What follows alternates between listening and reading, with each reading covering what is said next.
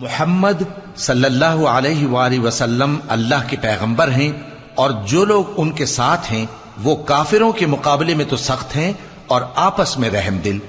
اے دیکھنے والے، تو ان کو دیکھتا ہے کہ اللہ کے آگے جھکے ہوئے سر بسجود ہیں اور اللہ کا فضل اور اس کی خوشنودی طلب کر رہے ہیں۔ کثرت سجود کے اثر سے ان کی پیشانیوں پر نشان پڑے ہوئے ہیں۔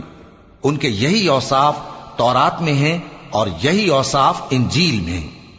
وہ گویا ایک کھیتی ہیں جس نے پہلے زمین سے اپنی سوئی نکالی، پھر اس کو مضبوط کیا، پھر موٹی ہوئی اور پھر اپنے تنے پر سیدھی کھڑی ہو گئی، اور لگی کھیتی والوں کو خوش کرنے تاکہ کافروں کا جی جلائے۔ جو لوگ ان میں سے ایمان لائے اور نیک عمل کرتے رہے، ان سے اللہ نے گناہوں کی بخشش اور اجر عظیم کا وعدہ کیا ہے۔